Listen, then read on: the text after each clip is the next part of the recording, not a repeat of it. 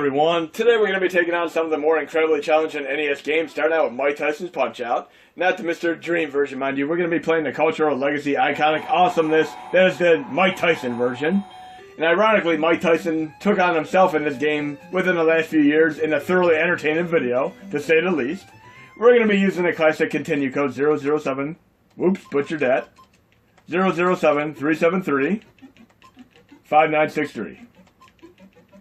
Just as synonymous with Mike Tyson's Punch-Out! As the Konami code is with Contra. Now, ironically, if you try typing in the Contra code while you're playing Gradius 3 on Super Nintendo, it does a little nifty inside joke where it self-destructs your ship. But as a sign of respect for the great man, the myth, the legend, Kid Dynamite, Mike Tyson himself, I'm going to give him a 1-2 knockdown handicap in the first round, but I'm additionally going to be taking him down at least once or twice in the first round myself.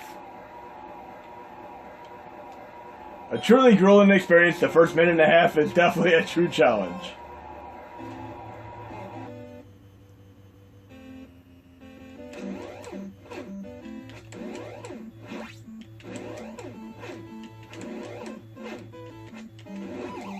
One down, one to go, but of course I got this. I'm going to take him down at least once by the end of this first round.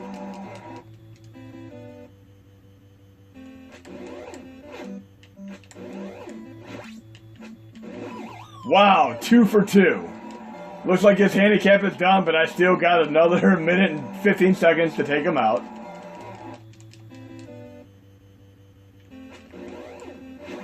Should I say 2 minutes and 15 seconds?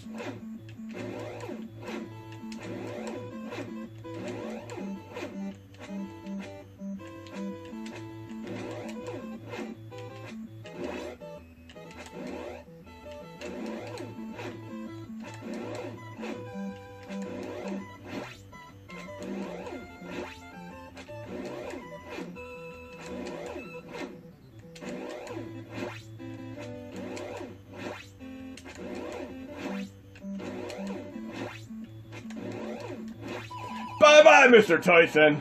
We're going to move on to another more challenging game, and I did a previous video on how I'm able to actually pull off knocking down Mike Tyson. I did a little analysis of his AI and a little workaround as far as using sound cues to take him out. But we're going to move on to Top Gun now. And once you get past the first minute and a half, the rest of the fight is not so difficult. You just got to get 5,000 points for a TKO. But we're going to be taking on another game, which is called Top Gun. This is considered one of the more difficult NES games in all existence, but guess what? It's actually one of the easier games once you know a few loopholes as far as taking the game on. Remember when I was doing my Tekken video, for those of you who've seen it, how I talk about the best offense is sometimes a defense? If you play this game in a different way, you can conceivably take on the 4 missions in a much easier fashion. One of my friends was trying to beat this game and do kind of a speed run on it, and he couldn't figure out how to beat it, but I gave him a little tactic which really makes the game a lot easier. And I'm going to show you, and hopefully I pull it off in the first mission. But because the game does take a little bit of time, I'm going to go into my RetroArch input settings here. And I do this on this game in particular, you'll see why. Input hotkey binds. I have fast forward toggle set to R1, and I do rewind set to L1. Well, I actually do not need to use rewind, but if you ever want to practice, program it to L1. I'll show you why. L1, and then you have to go into frame throttle, and rewind enable. If you do not do this, it will not work for the rewind. But additionally, if you start playing PlayStation 1 Core or Super Nintendo 9X 2016, you're going to have games that run slower, so you're going to have to come back in there and toggle rewind off. And if you go back into input, I'll show you this real fast, to hotkey binds. If you want to revert these back to the original defaults, simply push the start button on these and it'll revert them back to defaults. But we're going to play Top Gun here, and I'm going to show you it's a lot easier than you realize. Here we go. There's a little bit of a loophole in this game which I find ridiculously absurd and extremely funny. And you know what that loophole is? The enemies cannot attack you if you cannot see them on the screen. So I'm going to fast forward here and go to the first stage. The enemies cannot attack me as long as I cannot see them on the screen. This comes in handy on the second stage when you're doing the water stage. All the aerial ships, the naval ships and such, they cannot take you out if you're looking up to the sky. If you're looking at the ground where you see the, the ship floating in the water and such, they can hit you, but if you're floating up in the sky like this, they can't touch you at all. And the other more difficult moment in the game is obviously trying to land. And I'm going to show you something funny as far as the landing is concerned. But yes, I can do this for the entire stage and not get touched at all in a majority of the game. It is ridiculously silly. Nothing touches me whatsoever, other than the ships that come behind me and try to target me. But you can see why I'm fast forwarding it right now, because it would be pretty monotonous trying to do this game normally. But yes, the landing sequence is a true challenge for those of you who are uninitiated. And I'm going to do this at normal speed. One thing to note is don't always listen to or read what you see on the screen. Do not heed that advice, because sometimes it is wrong. And I'm going to show you exactly why. And this is where having to rewind would come in handy. It would help you practice the landing sequence. Speed up, which is the A button. Okay? So I'm going to work on having speed up.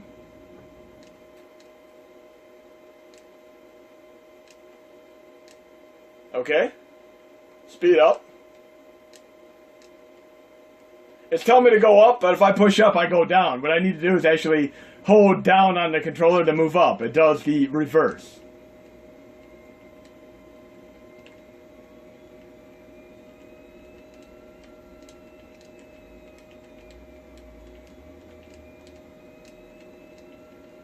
I got this.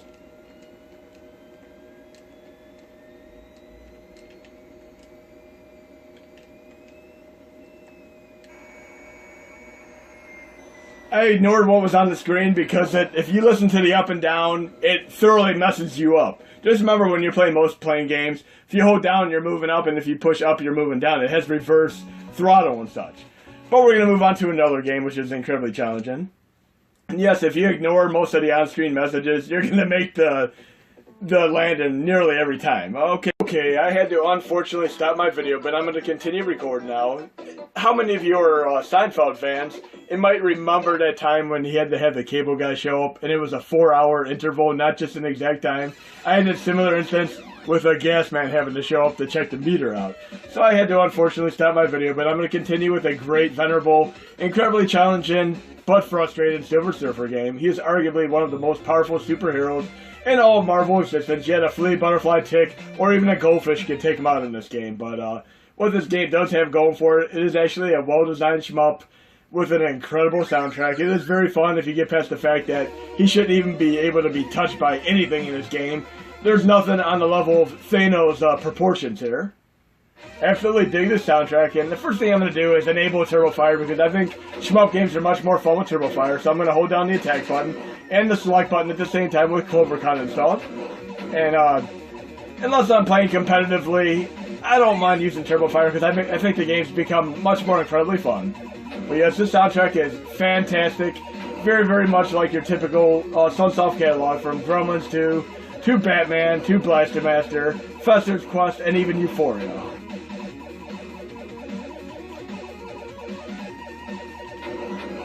And I love the fact that there are a little bit of an element of Life Force here, where we have scrolling levels that go vertical as well as horizontal. Many people are afraid to even take on this game due to the reputation it has that precedes it.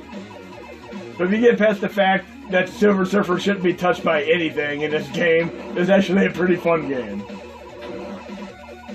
Rubber duckies can take you out, but I'm below them right there. And many a person hasn't even made it past the first stage here. But like any game, it's a bit of trial and error, and many NES games are like this, of course, especially the ones I'm going to be showcasing in the context of this video. But yes, I played this game for the soundtrack alone. It is really not a bad game. I've made it entirely through this game before, but as I mentioned, it's not the easiest game to play. And there's a specific reason why many NES games are incredibly challenging, and I'm going to be going into that exact reason at the end of this video. you might be thoroughly surprised for those who are less initiated to the fact of why some of these games are so hard. There is a very, very specific reason, though.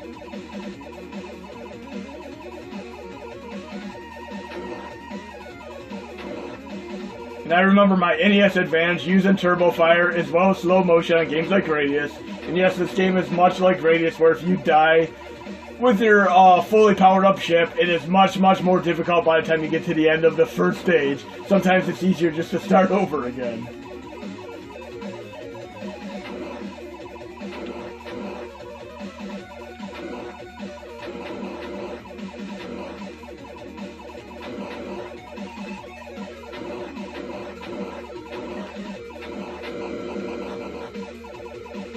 Just a little bit of trial and error and perseverance, and I really, really do love the fact that it goes between vertical and horizontal stages. I mean, it adds enough variety for me to be interested. Plus, the soundtrack is really, truly phenomenal. I'm really, really interested and curious about what other soundtracks the people or person behind the soundtrack have done. I'm going to have to look this up. A very, very awesome soundtrack here. Very bright, bold, and colorful graphics. I mean, they are not at all bad graphics. You play some of your typical games like X-Men, Uncanny X-Men by LGN, far, far worse. Well, we got a few more games to showcase here. I'm going to move on to another game that is incredibly difficult. How about none other than Ninja Gaiden? And I'm doing a stress test right now. I'm running a good 150 games, so I may get a C8 error on shutdown or exit in the game. I would recommend keeping it to 100 games or less. I keep running more and more games because I'm doing a lot of testing. So if I get a C8 error, I'll just boot up again. But yes, don't go too far past 100 games. I would recommend sticking to 30 to 60 at the most. But we're going to play Ninja Gaiden, yet another incredibly difficult game. But one thing many of these difficult games have in common is they have very precise and excellent control schemes. I mean, there's nothing wrong with the control scheme in this game. It's a very, very highly playable game. You just have to get used to the je ne sais quoi of what would be considered frustrating for many, but it is just like trial and error like your typical Mega Man game. I'll get a few stages in here. And yes, it is one of the very first games to ever use the cinematic approach. Beautiful, beautiful game. One of my favorites. I remember the first time that I ever played this, I played it all night long. Couldn't stop playing it.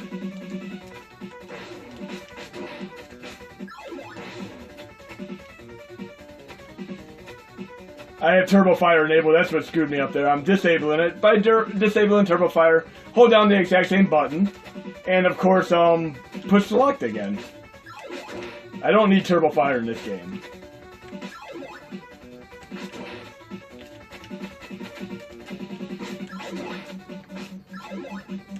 Beautiful soundtrack.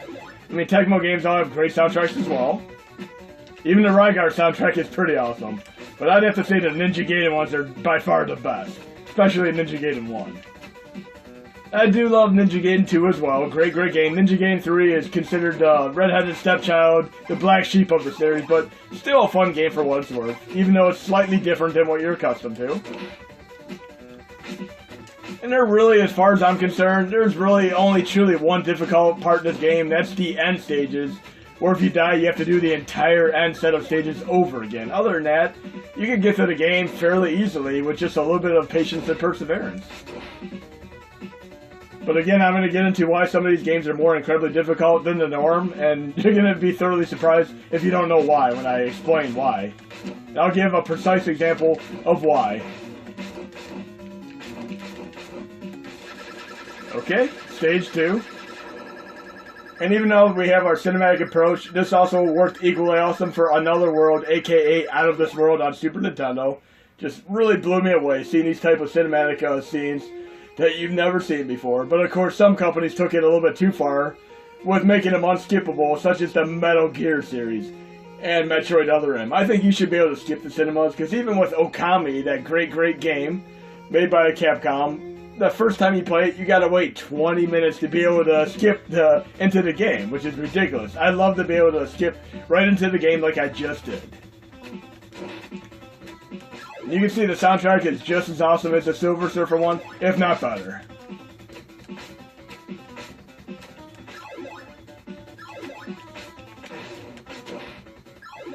I'm gonna get a few stages in, why not? A lot of the challenge in this game is knowing how to deal with the various enemy and AI types.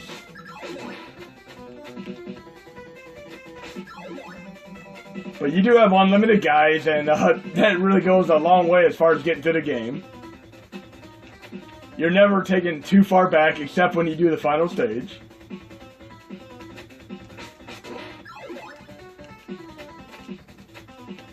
And yes, some games you could go very carefully and take enemies down one at a time, but this game, if you do that in certain stages, you'll be quickly overwhelmed by respawned enemies, which you do not want. That's even worse.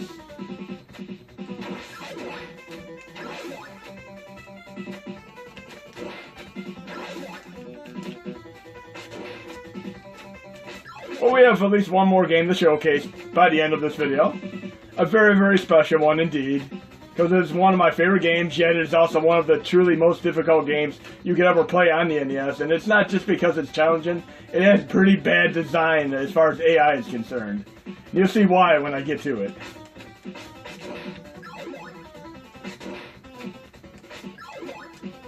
I don't think any of the bosses are overly hard other than the final one, because they all have patterns that are easy to discern. And I love this transition from music here. This is really cool how it just instantly transitions to more music here. We needed this type of transition when we played Legacy of Kain, the original Blood Omen game. And look, I'm in the game Rygar now. Yes, it looks like they took Rygar graphics here. This is kind of cool though. And here's one of them enemies where you just have to know the patterns, find the right precise timing to jump in there, or otherwise you'll lose a life. It's like that with a lot of enemies. Just know what's coming about. And the enemies get increasingly challenging as you go through the stages. And we all know about the flying eagles and birds, which are really, really frustrating to contend with.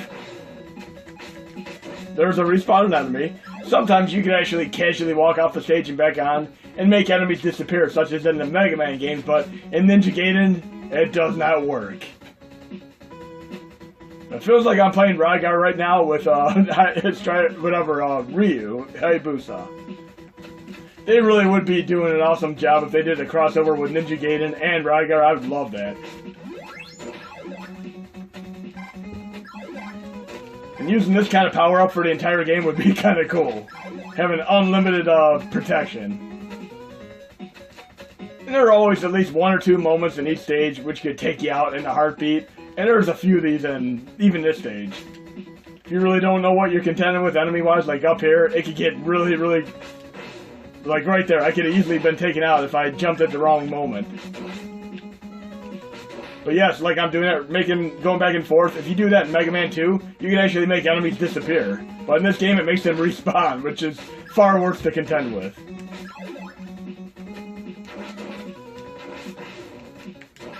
Okay, boss time, here we come.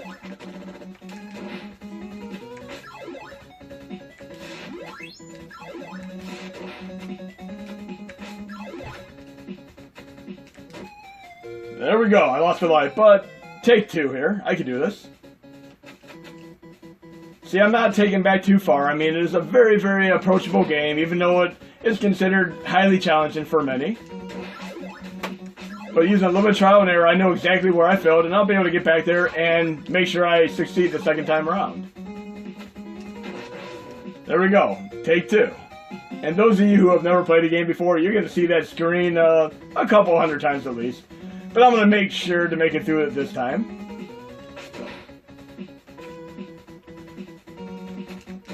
But for the most part, when I come back to revisit this game on a normal basis, I'm able to get through the vast majority of the game, only dying a few times. It is the final stage, which is always painstakingly hard to take on. And having some of these power-ups like the slash mid-air attack really is helpful. You know, I'm not going to edit my videos and make me play perfect. I'm just going to play naturally, and if I die, you're going to see me die. And I could have been using my power up there, of course.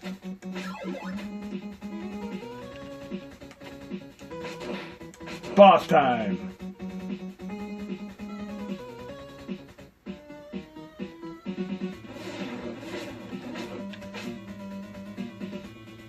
Here's where an NES advantage comes in handy, because you have to kind of wall jump up high, and then when it goes to the right, go like that. If you try doing it without being high enough, you'll end up getting hit. Yeah, NES Advantage makes that so much easier.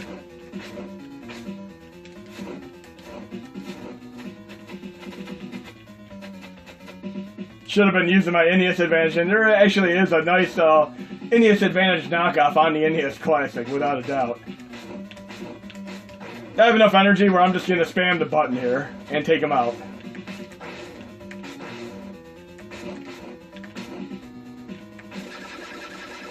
Obviously that's not going to work on the later bosses, but here if I know I have enough energy, I just keep mashing away and take a few hits intentionally. I love this very, very fast-paced music, and this is one of the first stages which really could be irritating for people with the flying birds, and you'll see exactly what I mean in a moment here. But again, they're easy to take on if you know what you're dealing with. And of course those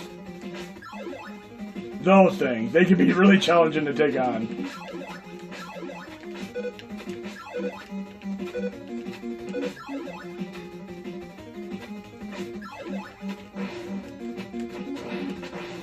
See that? They just get right in your face there, unless you know how to deal with them.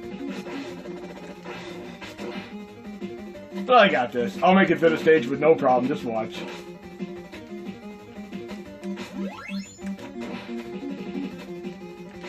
And I wouldn't even recommend trying to outrun these things. I mean, if you get them off screen, they'll disappear, but if you try outrunning them, they're going to take you out every time.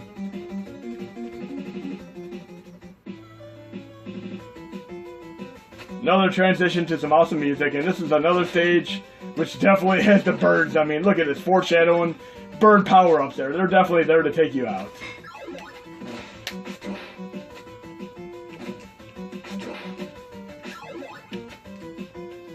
There we go. Don't try outrunning it, just take it on with a well-placed attack.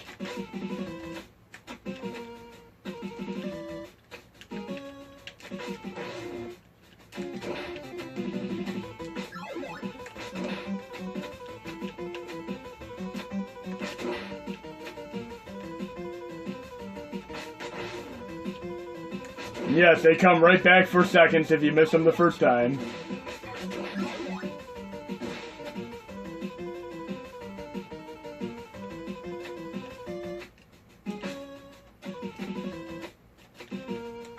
But again, this game has fantastic controls, and once you get used to them, they work a lot better with the NES Advantage, mind you. But once you get used to them, the game is very, very serviceable, and not overly challenging other than in the final few stages.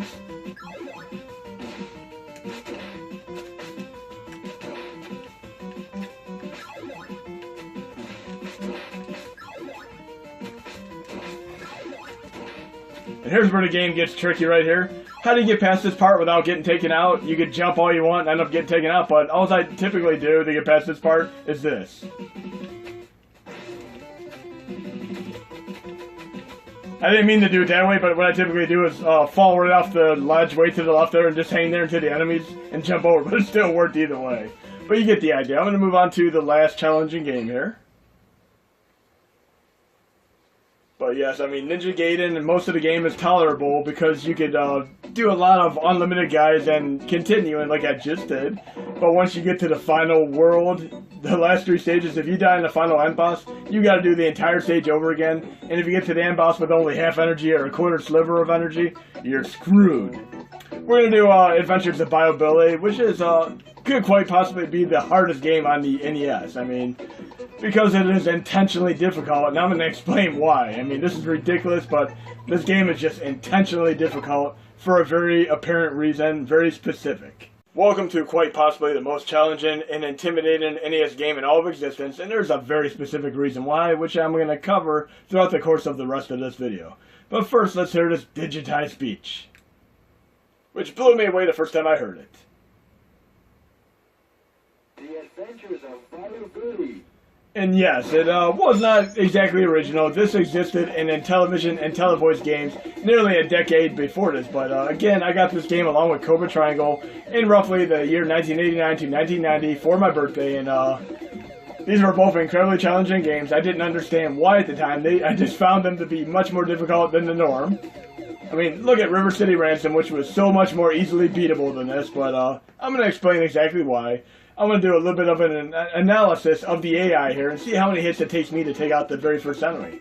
I'm going to go up and do my normal kick and punching like I would do in Double Dragon, Final Fight, and countless other brawler games.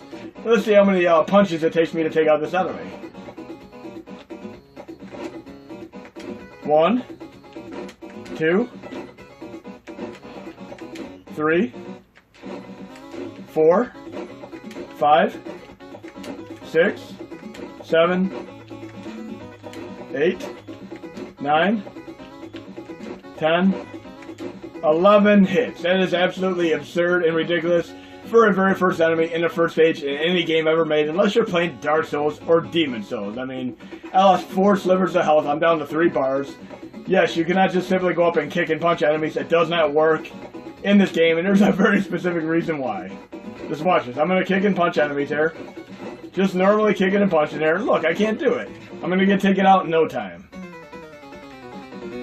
And in my earlier NES Classic video, I did a little bit of an AI exploit as far as bioability and why the game's so hard. I'm going to cover it again right now. Kicking and punching does not work on enemies in this game, but what does work is simply jump kicking. That is the one single useful attack in the game, aside from using your gun and a couple weapons. And typically AI is programmed to move into your line of sight. If I move up and down, they're going to move up and down with me. And if I'm in their line of sight for more than a millisecond or so, it would typically attack me. In some games, you can just stand right on top of enemies, and as long as you're right on top of them, they won't attack you at all. But yes, the jump attack is all you can do in this game to really take on enemies. But if I move up and down their line of sight and try to get a jump kick in here or there, I can actually slightly manipulate the AI where they're not going to be able to attack me as a result. Can you guess why the game's so hard and ridiculous? Yet?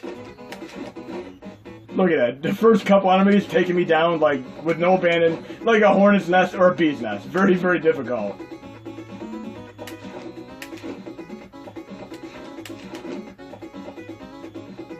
But trying to keep them from attacking me and throwing in a jump kick here and there is tremendously helpful.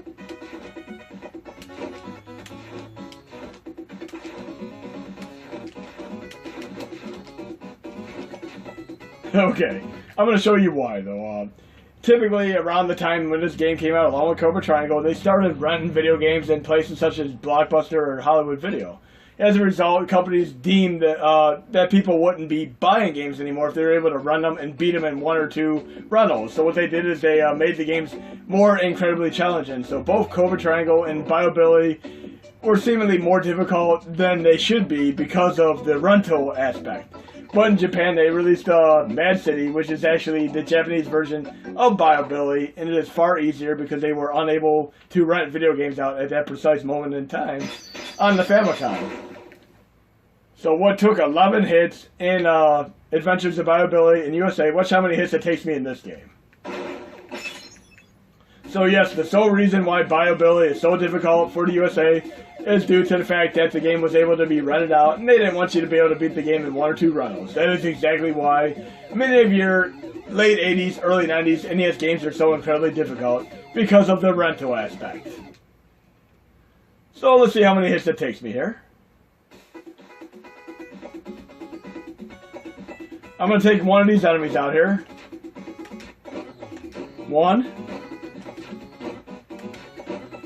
2, 3, 4, 5 hits exactly for the enemy. Far more tolerable.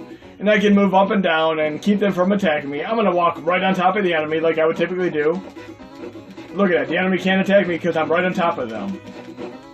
They only attack you if you're out of their line of sight, enough for them to have range. Look at this. You can do this in many, many fighting games. I mean, more than you realize. Just try this. Walk up right on top of the enemy, and a lot of times they're not going to be able to attack you.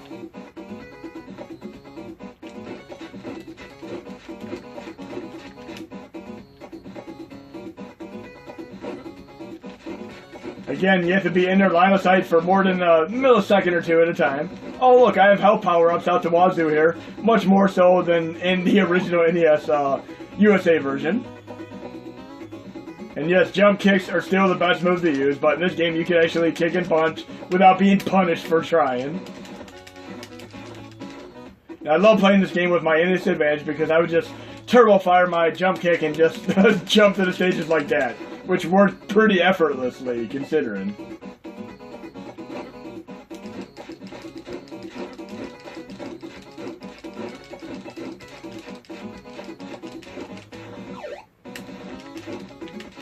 So much more tolerable as a game and more manageable. Now, yeah, I love using this line of sight exploit in games such as Double Dragon, where you can pretty much force them to move up and down and walk a bobble right off the conveyor belt in the very first stage.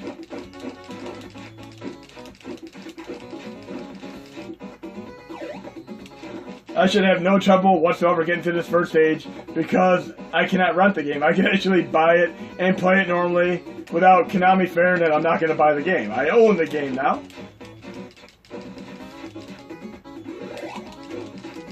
And yes, the game does become increasingly difficult on later stages, but the first stage in nearly any NES game shouldn't be this incredibly difficult like the USA version of BioBilly was. And even Kevin and Captain N, the great cartoon series, which I still love to this day, he couldn't take on the game. It was a skeleton in the closet for him. He was unable to beat BioBilly. That was a funny episode indeed. And there are other examples throughout the years on various systems where the USA version and the Japanese version, one is easier than the other because of the same reason. And I have to say, I absolutely dig the soundtrack, just like the Silver Surfer soundtrack and the Ninja Game soundtrack. This is a really, really good soundtrack.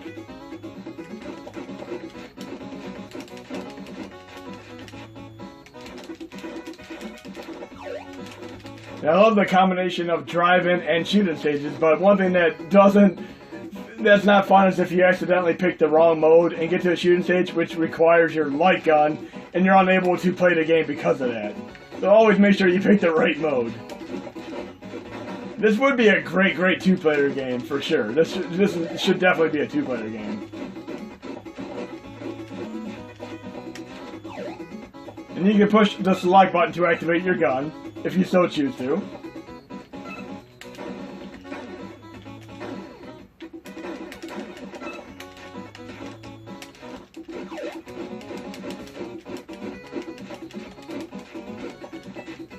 But yes, if you're wondering why many of your NES games are more incredibly challenging, aside from Castlevania 3, which is obviously challenging from the get-go, this game is specifically challenging due to the video game rental aspect of things.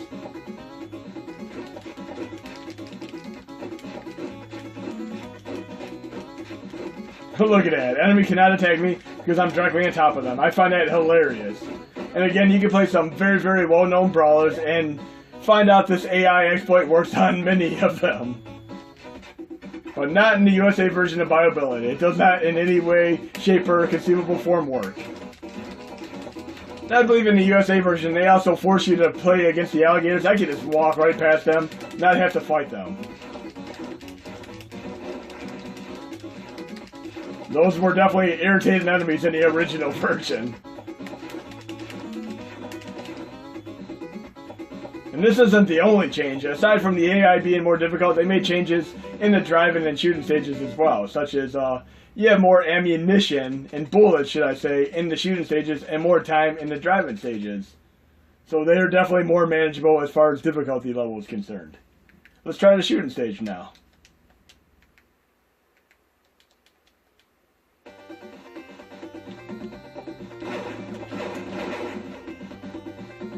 Very cool. I love these light gun stages in minigames. Again, if you pick the wrong mode in the USA version, it's going to tell you need the light gun, but you can't use it.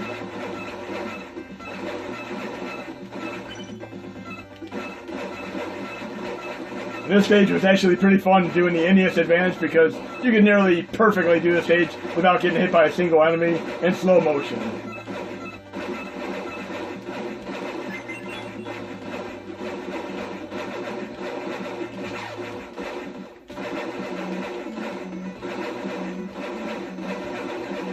We still need to get some sort of a light gun going on the NES Mini. I mean, obviously we don't have CRT TVs like we used to. We're using LED and LCD TVs, which do not have that same protocol as far as being able to handle through, you know, the light guns. But there are devices being worked on, work in progress devices, which should work on the minis as far as playing games like these with a real NES light gun, connected via USB, and OTG, should I say. I'm getting low on bullets, so I need some more bullets.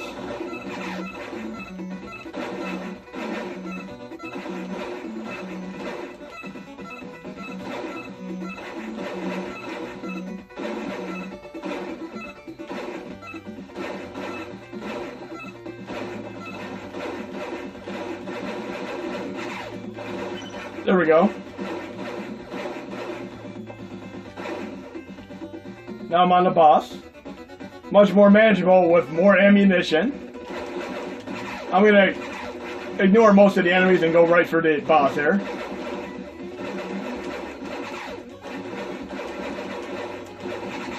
Okay, I got one health bar left, so I'm gonna have to take out enemies after all. I got one life left. Let's see if I can make it on my second life. So it still has enough challenge to keep you interested.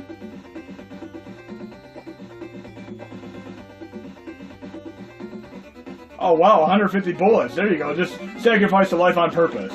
Now you can just mash away at the attack button and have no chance of losing on him. Just watch. I'm not even going to attack enemies at all. I'm just going to go straight for the helicopter the entire time.